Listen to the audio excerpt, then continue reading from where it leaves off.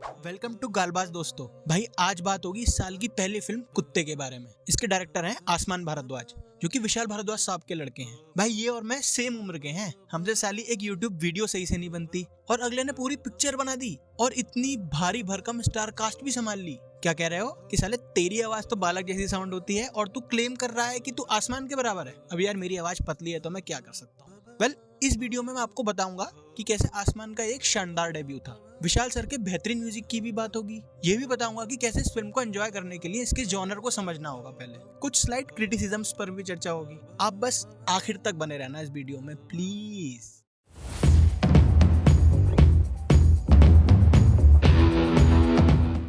तो भाई कहानी कुछ ऐसी है कि एक एटीएम में पैसे भरने वाली गाड़ी है जिसके पीछे 3-4 गैंग भाग रहे हैं, जिनकी अपनी अपनी कहानी अपनी अपनी पिक्चर चल रही है। अब जब इनका मिलन होगा तो इतना अंदाजा तो आपको लग गया होगा कि बैठ के तो ये लोग मामला निपटाएंगे नहीं। तो जाइए और लीजिए इस कुत्ता फजीती का आनंद। वेल, इस फिल्म को अच्छे से समझने के लिए इसके जॉनरा, इसकी विधा को अच्छे से समझना पड़ेगा।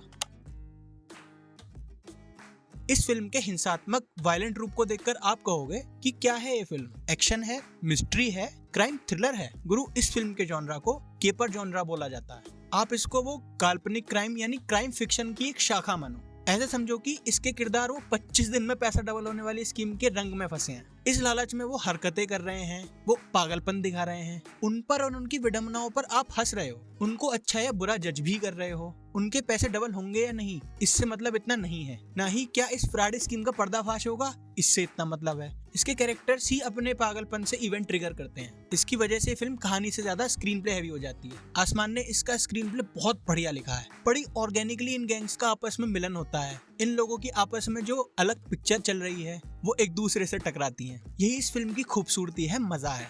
इस नजरिए से आप फिल्म देखोगे तो सच में गुरु और मजा आएगा। आसमान ने इसके एक्शन सीक्वेंस में वनर यानी सिंगल टेक का यूज भी किया है, जो एक्शन के रियल टाइम होने का एहसास दिलाता है। इसके रॉकिंग बीजीएम और वो रात के सीन्स में अनिरुद्ध और लोकेश कनकराज की कैदी और विक्रम की याद आई, जो कि आसमान के लिए कॉम्प्लीमेंट है। और क्या लगा इनके डायरेक्शन के बारे में, चलिए नेक्स्ट चैप्टर में बात करते हैं।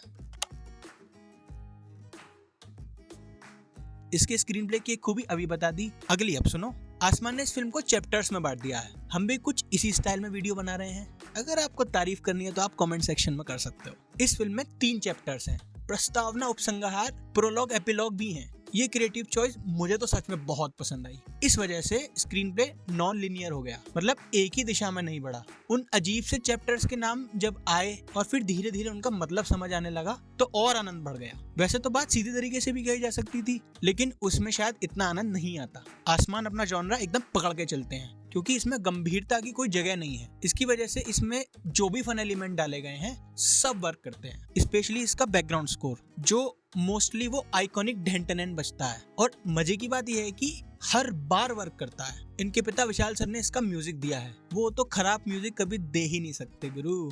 उनके गानों की वजह से कभी स्क्रीन प्ले रुका ही नहीं, बल्कि गुलजार साहब के लिखे बोलों ने तो एक और परत, एक लेयर ऐड कर दी उसमें।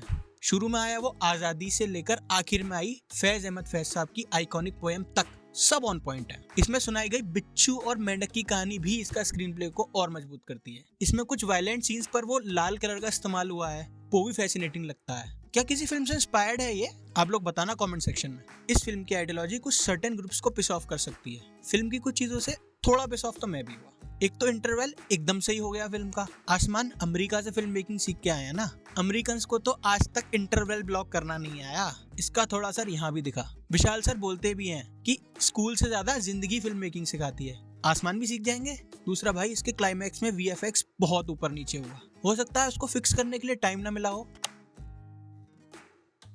इसमें फैज अहमद फैज साहब की एक पोएम का यूज हुआ है, इसमें कुत्तों के प्रति सहानुभूति दिखाने की कोशिश है। बोले, जमाने की फटकार सरमाया इनका, जहां भर की दुत्कार इनकी कमाई, न आराम शब को न राहत सवेरे, गलाजत में घर नालियों में बसेरे। भाई साहब, इस फिल्म के कॉन्टेक्स्ट में मैं बिल्कुल सहमति नहीं रखता इन शब्दों से। भाई साहब, ये प्यारे कुत्ते नहीं है, हल्का सा भी उन्हें छेड़ो तो भैंचो काटने दौड़ते हैं। भाई साहब आप किसी को थप्पड़ मारने में थोड़ा समय लगाओगे, लेकिन ये साले गोलियां चलाने में बिल्कुल समय नहीं लगाते। चलो सबसे पहले अर्जुन कपूर पर आते हैं। भाई साहब यहाँ मैं अर्जुन कपूर के अलावा किसी और को फिट होते नहीं देख पा रहा हूँ। मैं तो इसी से ही अच्छे बुरे परफॉर्मेंस का अंदाजा लगा लेता हूँ। भाई साहब बड़ी आसानी से अपने सीनियर्स के सामने वो कुत्ता बन जाते हैं। वो नसीर साहब के सामने अपनी जान बख्शने के लिए भाव भाव कर रहे हैं, वहाँ हमको कुत्ते वाला भाव भाव लग रहा है। क्या खूबसूरती से लिखा गया है वो सीन। वहीं दूसरी तरफ अपने जूनियर्स को वो कुत्ता बनाने में कोई कसर नहीं छोड़ते। आसमान की इस दुनिया में सब ऐसे ही हैं। डबल क्रॉस करना तो इनके डीएनए में है, सिवाय उनको छोड़कर। भाई साहब का भी कैमियो है एज ए सीनियर ऑफिसर। भाई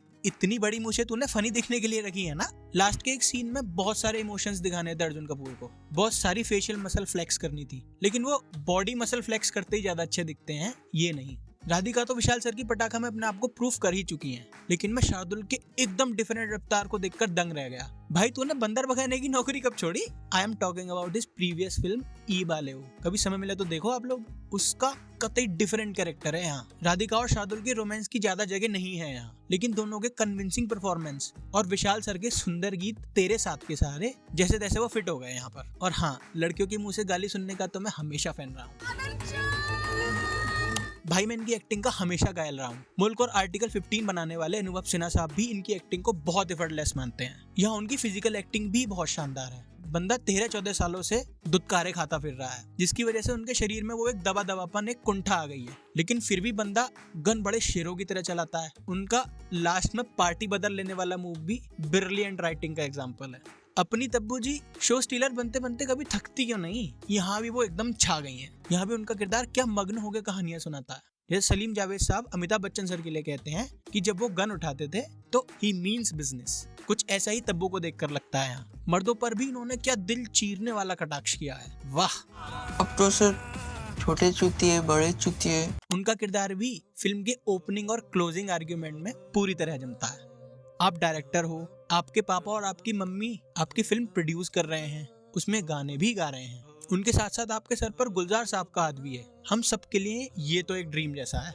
आसमान भाई बहुत लगी है तू। Welcome to shark tank. Oh sorry, welcome to Bollywood brother. वो आजकल शार्क टैंक का भूत सवार है ना। सो अब देखना ये होगा कि तुम इन लोगों की छत्र छाया के बगैर कैसा काम करते हो। भाई यहाँ तो सच्ची तुमने फाड़ दिया है। खाली सिनेमा देख के बहुत दुख हुआ आज। मैं अकेला चूतिया ही फिल्म देखने वाला था, बाकी 3 प्रेमी युगल तो अपनी रासलीला में मदमस्त थे। Guys we have to support this film. आपको वीडियो कैसी लगी प्लीज कमेंट सेक्शन में बताना जाके, और लाइक शेयर और सब्सक्राइब करते हुए भी जाना, बड़ी मेहरबानी होगी। मेहनत करने के लिए हमको मोटिवेशन मिलेगा।